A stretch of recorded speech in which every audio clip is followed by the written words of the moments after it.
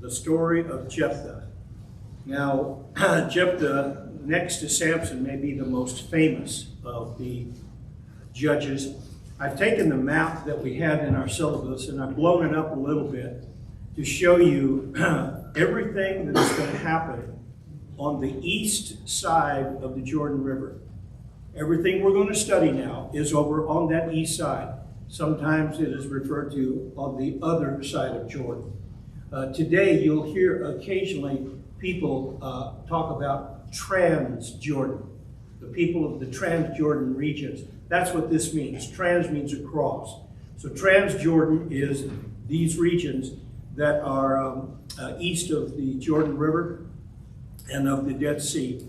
Now, you're going to see down here at the bottom Edom, and then the land of Moab and Ammon. I have Jephthah's name there because this is basically right in Gilead where he's from.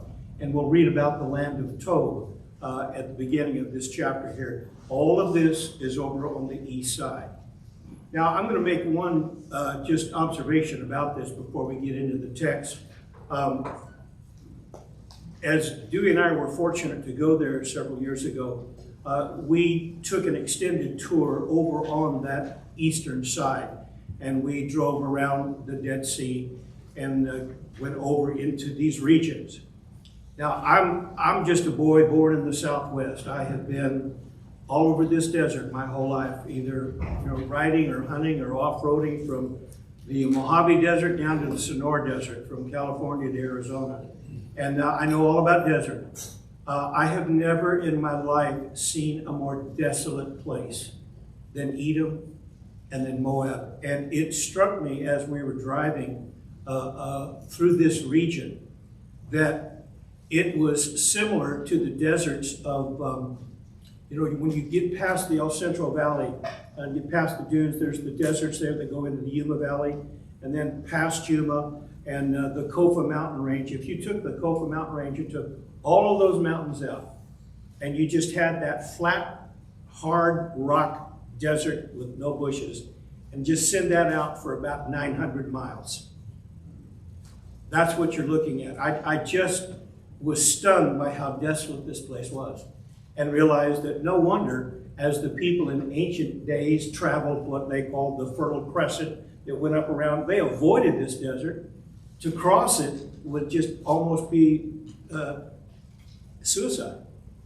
It's just so desolate. There's just nothing there. And these people are fighting over it. And we're going to pull a little history out from the book here today about what happened down in Edom and then Moab as we come up here with this story of Jephthah. Now, that's the first observation I'd like to make. The second is that notice at the beginning, the first half of this chapter here, how long it is before we read of any divine sanction for Jephthah. Jephthah will become a leader of the people, but not by God's choice. It's not to say that God would not use him, but the interesting thing about this cycle as it begins is that they select their own leader. God doesn't. God will use him. And one of the reasons why is, if you'll keep your eye for it, I didn't catch this for a long time. Jephthah is fully Canaanized. As we've used that as the theme for this class, this course, the Canaanization of Israel. Jephthah is a Canaanite. He will appeal to Jehovah, but everything he does, his ways, his thinking, and the people, everything over here on this side of Jordan is full-blown pagan. Full-blown. Now, he's going to make an appeal to the history of Jehovah, but what he does and how he lives, he has already adopted the ways of the Canaanites. And that's going to be important as this story progresses here. So Jephthah is not a Moses. We want to sometimes make the generalization of all of the characters of the Bible that they were all the same. Well, that's just not true. The icons that we read of in the Bible, throughout the Old Testament in particular, they came from every corner of the world and had all kinds of differing beliefs and practices and from different cultures. So we don't want to make the mistake of saying, well, Jephthah is just Joshua, edition number 2. Jephthah is nothing like Joshua. Though they will rise to the occasion for the moment, they're nothing alike. So looking at Jephthah here now, as we begin this story, one of the things that's going to be interesting is how God will allow these things to happen. He's not sanctioning this, or let me back that up. He's not ordaining this, but he is allowing this to happen. And how often God uses the small, the weak, the cast out to do his bidding. That's what's going to happen right here in the very beginning. Chapter 11 in Judges. Jephthah the Gileadite. See, right above Jephthah's name, you see Gilead. That's the region up there. Was a mighty man of valor, but he was the son of a harlot, and Gilead begot Jephthah. Well, Gilead is the name of his father, and he has a son by this harlot, this prostitute. Now, stop right there. Would a Hebrew, would a Jew do this? No. Now, they have. But this would not be normal for the people who were following God. Why did Gilead do this? Well, the general understanding is just Gilead's a full-blown Canaanite. Now, could he have come from one of the tribes? Yes, possibly. But in that culture, prostitution was just as common as it could be. I'm sure you've studied in the New Testament, for example, Corinth is probably the best example. The temple up on the mount that had 1,000 religious prostitutes on call 24 hours a day, both men and women. And prostitution in the city of Corinth was just as normal as eating breakfast. That's what Paul got into when he now tried to establish a church from there. And people, well, yeah, we'll believe in Christ. Well, they have a lot of life changes to be making. And so that's why we have both 1st and 2nd Corinthians, a long list of this. Now, so this is not going to be that unusual to a person who's a Canaanite. So when we read this first verse, it goes, oh, man, Jephthah is going to have a harlot for a mother. Well, in that day, so what? Well, but Gilead has other wives. Verse 2, Gilead's wife bore sons. Well, he has a harlot and he has a wife, at least one. They bore sons, and when his wife's sons grew up, they drove Jephthah out and said to him, you shall have no inheritance in our father's house, for you are the son of another woman. Okay, they're half-brothers. What is driving them to drive Jephthah out? Jephthah, we could, I think, infer, I can't say for certain, but infer that Jephthah was the firstborn. He was older than the rest of them. And the text begins by saying he's a man of valor. This is no ordinary man. What would prompt his half-brothers to drive him away from the house? Inheritance. That's right, money. We're not going to share the inheritance with you. You don't belong. You're from another woman. Get out. This brother is kicking another brother out. They have that happening more than once in the Old Testament. And a man who comes from illegitimate sources, as we would say. So he's kicked out. So verse 3, Jephthah fled from his brothers and dwelt in the land of Tob. That's north. You see as it goes up there, that region just southeast of the Sea of Galilee, up in this region. And because he's been kicked out, he has no lineage, as far as they're concerned, a legitimate lineage. He dwelt in the land of Tob, and worthless men banded together with Jephthah and went out raiding with him. Now, let's talk about that for a moment. Here's a man who is a man of valor, of courage, and certainly an assertive, strong spirit, who draws other men to him, but they're worthless men. Why? Let's just, I'm not we're not going to approve of, or we're not condoning what he is doing. But we're trying to understand, why would he do what he's doing? Why would he gather with these worthless men and go out and rob people? Well, his brothers had robbed him. He has nothing. That's right. His brothers kicked him out. If this is the way life is, then I might as well partake in it. Right. How many people fit that description right now? People in the world who have no family, no hope, no connection, no education, or no whatever, just fill in the blank, and they feel like the only thing they can do to feed themselves or to protect themselves is to go out and turn to crime. One of the prayers in Proverbs that is made is, Lord, please don't make me so rich that I would forget you, and don't make me so poor that I would rob.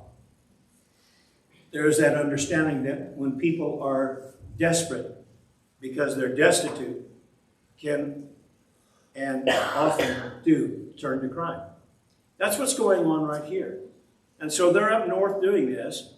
And to me, the interesting thing is that this is not done in secret, because in verse 4, it says, now it came to pass after a time that the people of Ammon made war against Israel. And so it was, when the people of Ammon made war against Israel, that the elders of Gilead went to get Jephthah from the land of Tob. Now, we got to get someone to fight for us. That's what is going on here.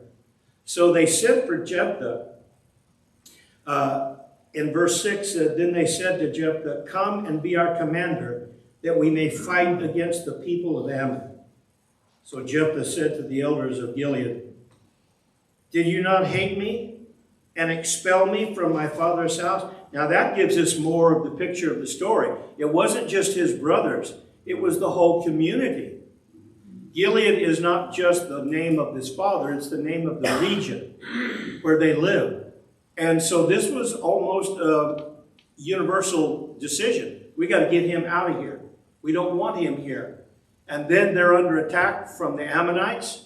And they say, go get Jephthah. Why? Well, we learned from the very beginning, he's a man of valor. He's the kind of man that will lead men in difficult situations. And that gives us another reason or dimension to see how these, quote, worthless men were drawn to Jephthah. And Jephthah was leading them because he was this kind of man. And this, just stop here for a moment and just try to consider how in even modern day history, this is still the case. There have been men who have been outstanding in their service of leadership during times of war, that when peacetime came, they didn't fit. You know, wartime generals led men into battle, but then when the war is over, those same men did not fit as leaders. And we can think of several right away, just from World War I and World War II. Even a few from as far back as the Civil War. They were outstanding as leaders of men in war, but they could not lead people in times of peace. And that's what we have here, in a sense. Jephthah, in a time of peace, they didn't want him around. But in a time of war, they didn't have anyone to lead them. They needed someone with the courage, valor, and the understanding and aptitude to, this is what we're going to do. I'll just give you one example that I think covers all the bases, is Winston Churchill. For those who know anything about Winston Churchill, that he was the man who kept England together. And it's generally understood that without him, the future or the reality of our world would be much different. Because he kept everyone together, and he's the only one for quite some time who stood alone against Hitler. When everyone else was giving up, he had the valor. That's what we're looking at here with Jephthah, man of valor. Winston Churchill was a man of valor because he understood exactly what was going on. And he saved basically the world from the Third Reich. And after the war is over, they kicked him out and got another prime minister. Yeah, we want you for our war, but we don't like your ways. You know, he was too blunt for them. He just said it the way it was. And that's just not politically correct. And so we can see lots of examples like that. I mentioned those, and I'm sure you can think of others, to say this is really what's going on here now with Jephthah in chapter 11. So they're calling for him and saying, would you lead us? And he says, well, wait a minute, verse 7 again. Did you not hate me and expel me from my father's house? Why have you come to me now when you are in distress? And the elders of Gilead said to Jephthah, that is why we have turned again to you now, that you may go with us and fight against the people of Ammon and be our head over all the inhabitants of Gilead. I don't know if they're embarrassed in saying this or if they're desperate in saying this, but they make no apology or deny anything. Said, yeah, that's right. That's why we call for you. We need you. This is self-admission of that they're not going to make it without him. And they're afraid for their lives, for their very existence here. So verse 9, Jephthah said to the elders of Gilead, if you take me back home to fight against the people of Ammon, and the Lord delivers them to me, shall I be your head? Ah, he's thinking ahead. Okay, you're going to use me for the war. If I go back there and fight them and defeat them, will you still want me? Will you still want me to be your head? And the elders of Gilead said to Jephthah, the Lord will be a witness between us if we do not do according to your words. Now they're calling upon the Lord. I have a question. Yes, sir. These people don't believe in the Lord. They're pagans. Well, they're calling upon the Lord here right now. Yeah. And I see it's capitalized here, and it's capitalized down at the end of the paragraph. Right. But, so, when they push up against the wall, then you admit that there is a Lord, but when you want your way, then we'll do what we want. That's exactly right. Is that what we have today? Yeah. Oh, yeah. Without question. Without question. Judges may be one of the most relevant books of the Old Testament to the 21st century. That's exactly right. Billy? I just find it was interesting how they would sit there, kick him out, and then rob him of his inheritance. And then, in the time of trouble, oh, can you come help us? Can you deliver us from Ammon? Yeah. You know, it's like, wait, didn't you just rob me? Why would I want to help you? Right. You know, they're very, when I say, Yeah. And when this movement is made to make Jephthah their leader, how do you think Jephthah's half-brothers are feeling right now? The ones who actually kicked him out of the house and said, you were born of another woman. What do you think they're thinking? How are they feeling right now? Uncomfortable, at least. Yes. Probably still. Well, oh, he'll get his inheritance, but yeah, they're probably thinking, just like back in the book of Genesis, when Joseph revealed himself to his brothers in Egypt, the brothers who sold him into slavery, and then they found out who Joseph really was. They're scared to death, and he said, don't be afraid. But I'd rather imagine that Jephthah's half-brothers right now are thinking, boy, we're in some deep trouble here. What's going on, Greg? Well, they're not too distant future. Just a couple of judges ago, Abimelech had killed all his half-brothers. And he went to take over. So they have kind of a frame of reference to be afraid. I wonder if that isn't in the back of their mind somewhere, thinking, oh, that's right.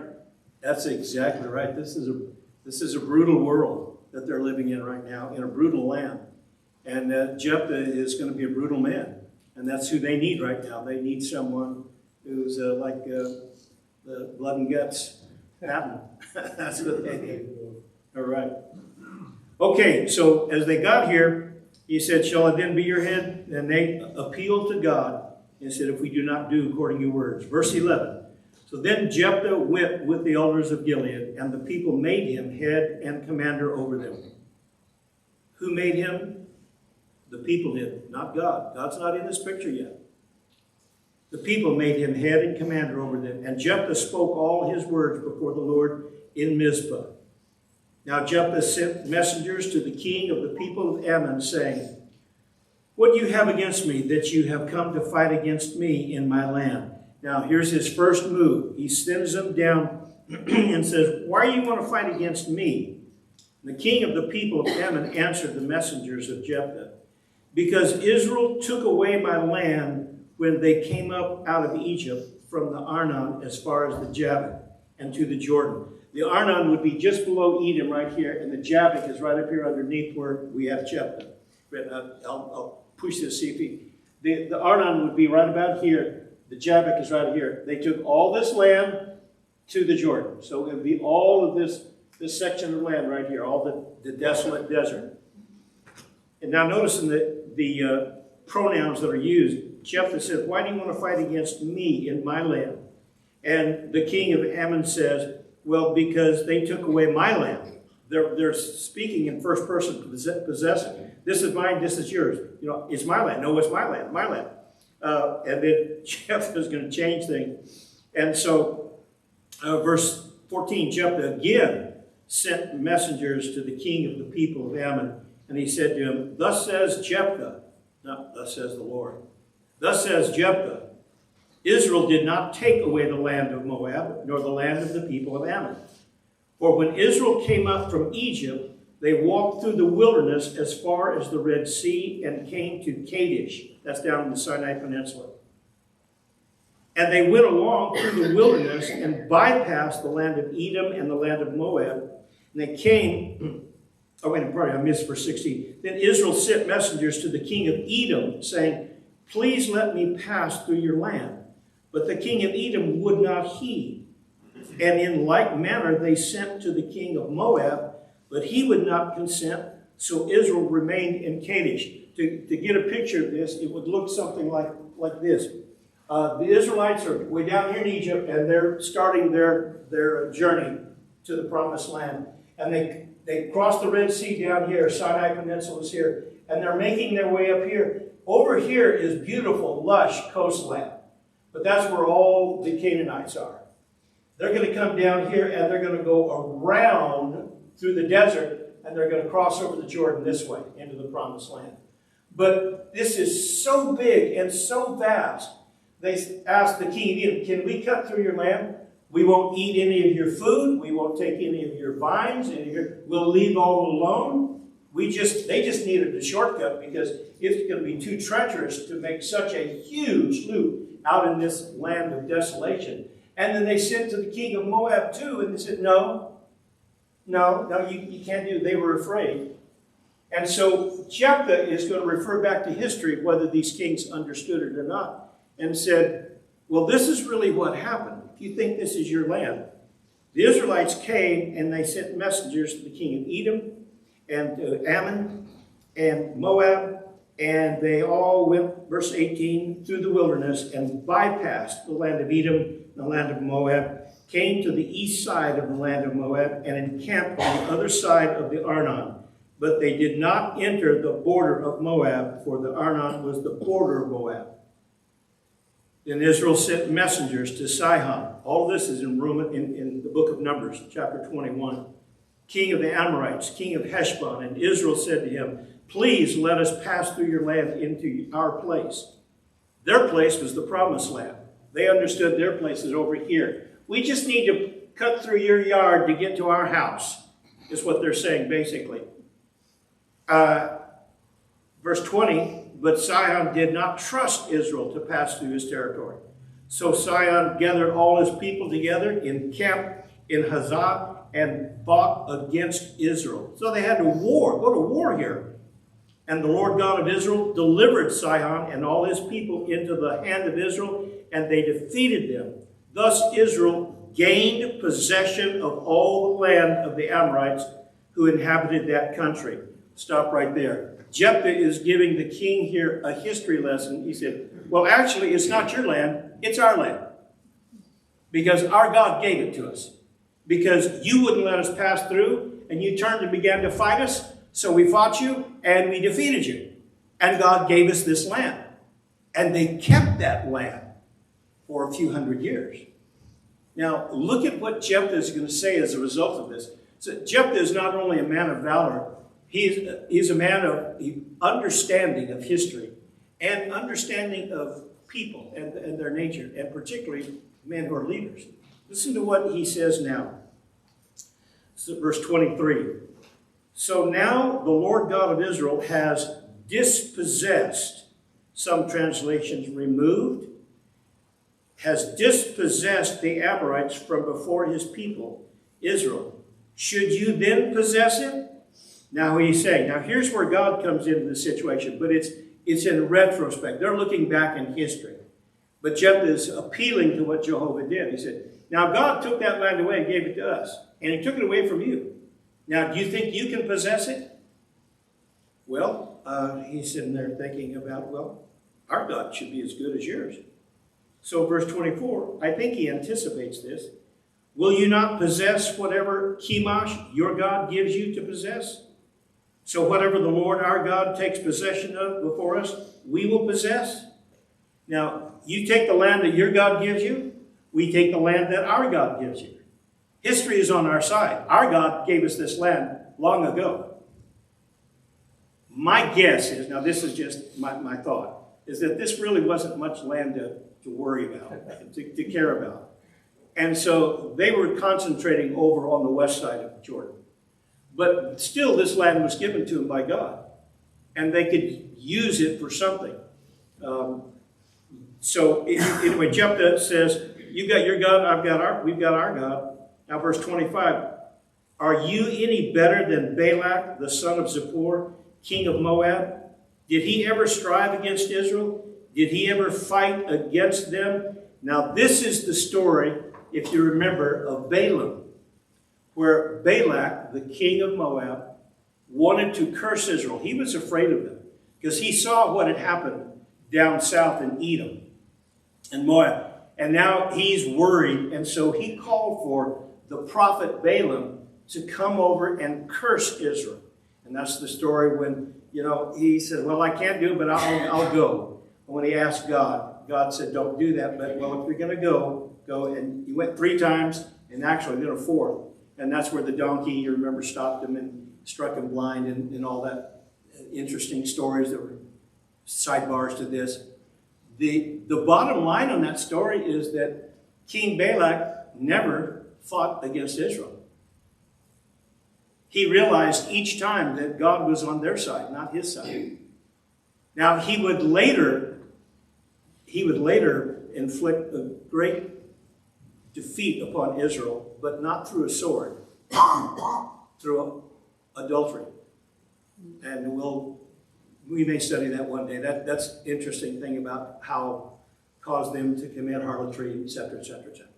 But militarily, never raised a sword. And so Jephthah is going to make the point to this king. He said, do you think you can do any better than Balak? Balak had the same thing happen, and he never fought against Israel. Never did. Do you think you can do better? So they're kind of pitting their gods against one another and pitting history against them. And he said in verse 26, while Israel dwelt in Heshbon and its villages, in Aurora and its villages, and in all the cities along the banks of the Arnon for 300 years, why did you not recover them within that time? Ooh, that's a good question. This happened 300 years ago. Why didn't you just take the land back? They couldn't, because Israel had it. God gave it to them. That's his point. He said, now you're going to come take the land? Said, we're going to take our land back. This isn't your land. God gave this to us. This was our land. Now, just stop here for a moment. And I do not want to get political, but I feel I need to make at least one small comment. I talked about this months ago in one sermon, just briefly. The land wars that have happened, not only in the Middle East, but in other places, always goes back to whose land was it originally? And that is a nest that can never be untangled. That is a tangle of history that will never, ever. There's a member of the church up in Northern California. He's not making a big deal about it, but there's portions of California that his ancestors owned that are now part of a very lush Napa Valley. He said, actually, this is our land. You know, going back to the charters before. That, yeah, good luck with holding that up in court. And he just smiles about it. He goes, yeah, that's right. You know, they took it from us. And, well, we probably took it from someone else. That's right, from the Indians. And who was that before that? And before that, and before that, and before that. And this, I never understood when I was little what manifest destiny was. Now I figured it out. That's the excuse for taking whatever you want. Because we're bigger and more, and we're going to take this land. And so this is just another episode in a never-ending book about land wars and disputes over land. And his point here is that, well, it's our land because God gave it to us. He took it from you. Now, why didn't you take it back within those 300 years? Verse 27, therefore, I have not sinned against you, but you wronged me by fighting against me. May the Lord, the judge, he's the one who's going to decide this, render judgment this day between the children of Israel and the people of Ammon. However, the king of the people of Ammon did not heed the words which Jephthah sent him. There's going to be a war here. But this is the first appeal that Jephthah has made specifically and directly to Jehovah, the judge, to be the decider of this. And so in this unique circumstance that is happening here, Jephthah is a rough man of valor. He is a soldier. He's a man of the street. He's a street fighter. And he's a gang leader. And he's now got the attention or respect or maybe fear or a combination of all those from his own people. And notice how he treats this king. He is not cowering one bit. There's not a word in any of his statements to this king that suggests that he is either unsure or afraid. He's not. This is straight out. I wronged you? No. You wronged me. This was our land. And he cites history. And he said, if you don't believe, he said, why didn't you just take it in 300 years? So that's the dynamics of how this thing is set up. Now, I know this is a long reading here, but any question or comment so far about how this is being set up here with Jephthah? Jephthah understands who God is and has made an appeal to God, but he is a Canaanite in his ways and in his thinking and how he's going to handle these people here. Okay, verse 29. Here's where God is introduced. Then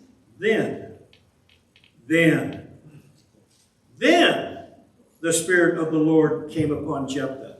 Now, up until this point, he's on his own. Now, the Spirit of the Lord comes upon Jephthah. And we have read this in the past in Judges. We'll read it again. We'll see it especially in the story of Samson. But the Spirit of the Lord will come upon Jephthah. Now things start happening.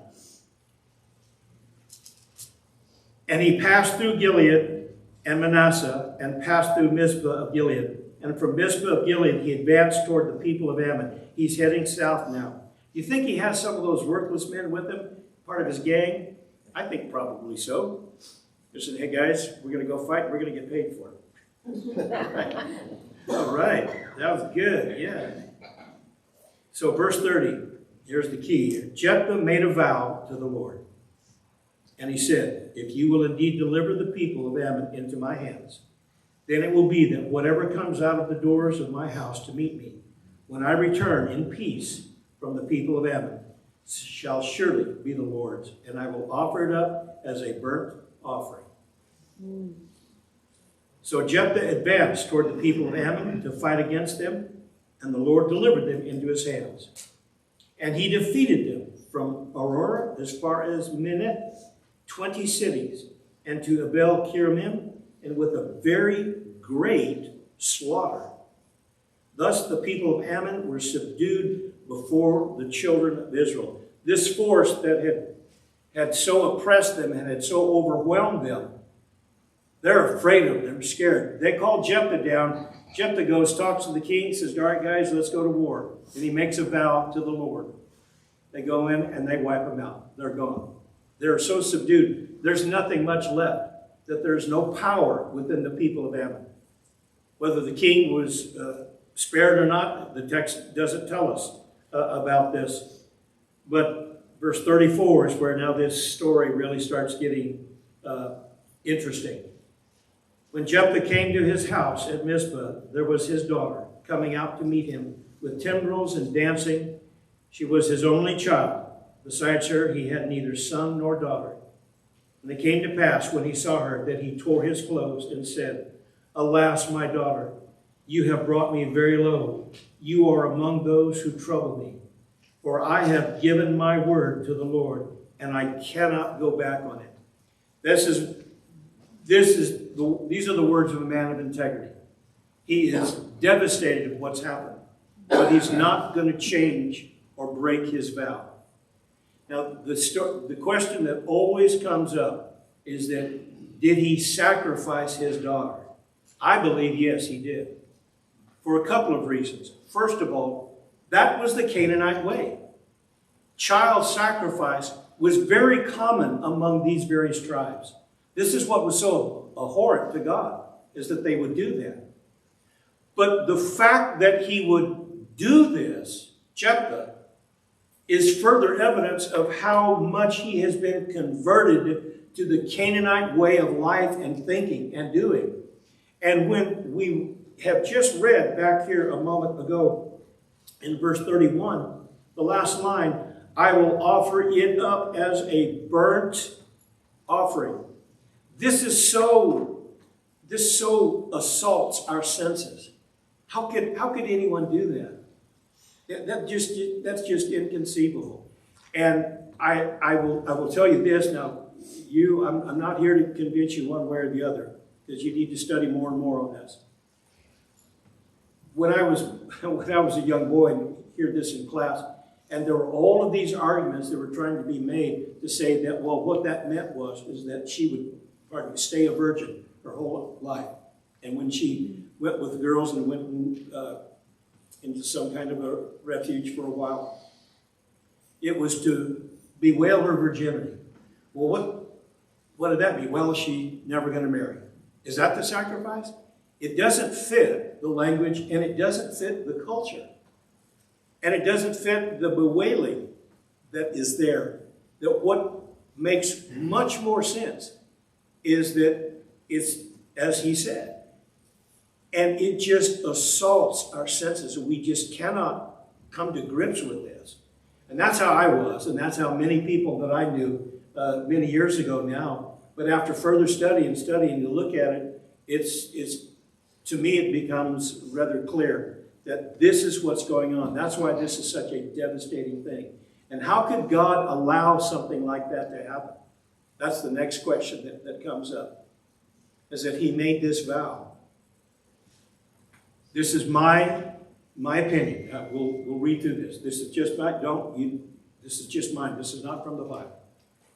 But it certainly seems to me that in this tragic, horrible, just unconscionable circumstance, God, through Jephthah, is showing the peoples of Israel how absolutely abominable this practice is.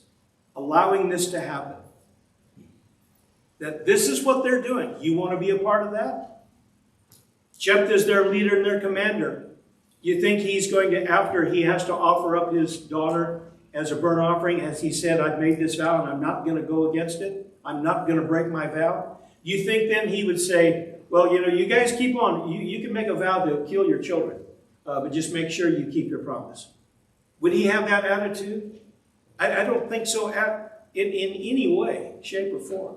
His attitude would be, this is such an unspeakable act. And the practice among all these Canaanite people, this cannot be done. This cannot continue. But he's made this vow and he sees the terrible error that he has made. So, was that the first one or second? Okay, thank you. All right. So, looking at this, as we see Jephthah, Jephthah is fully Canaanized. This is his vow. This is what he does. And had he thought that his child would be in the house, I would think maybe he would have said, except, a human being, except my child, or something of that name. Now, it's just a difficult thing to read in the 21st century. Because we just can't fathom that kind of thinking. But if this makes any sense to you at all, this story, as arresting and as disturbing, and I don't know any other adjectives you use to describe this that would be sufficient enough, as just appalling as this shows us really the condition of those people at that time when God sends his people into the promised land. And with the judges, when they're trying to do what they can and they fail over and over and over and over again, this is a mess. This whole land here, this land that was the land of promise, is just a mess. But we need to remember again, we are looking at great leaps of time. Lots of things are happening in between that move toward the good, and then that later move toward the evil. And so this is just an up and down process that's going on here. This may be the lowest of the low in the history of Israel with the Canaanites. James? And it may seem obvious, but all of the people that we look at in the Bible, whether they're empowered by the Spirit of God, whether they're, whatever it might be, they are imperfect. And we have to still be able to look at it and go, Jephthah did great things, and this is included here as an extremely foolish, horrible decision that he made. It's not something to look at, well, he was empowered by God, so this must have been a good thing. Yeah, that's right. It's here for our example to say, That's right. even, people empowered by the Spirit of God can make bad decisions. That is amply true over and over in the Old Testament. That's exactly right. The name slips me right now. I'll bring it up later, maybe in a talk or something. Right after World War II, something like it. There was a college back east that was doing a study. There's a name for it. I can't remember, but you may have heard about it. But they were shocking. They were taking two people. They got two volunteers, and they hooked one of them up to an electric wire machine, and the other one was in control of it. And they would ask them questions, and they asked the person to push the button and see how it. So they said, push it to 1, and then push it to 4, and then they were seeing how far they could get this person to electrocute their friend. And they were getting to the point where the man in control was having a nervous breakdown. And as it turns out, there was no electric shock. It was an actor.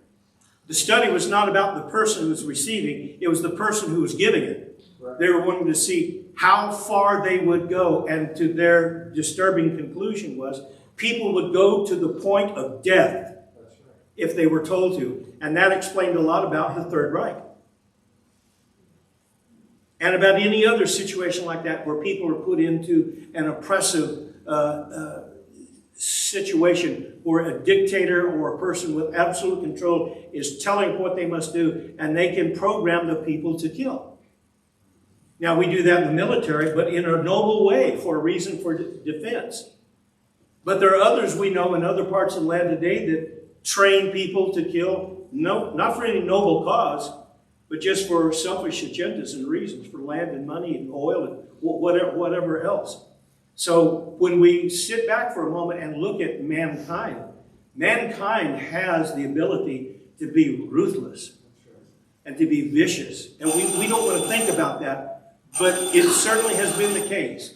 We'll talk more about that Wednesday night, and I'll have pictures of the sacrifice. Thank you for your good attention.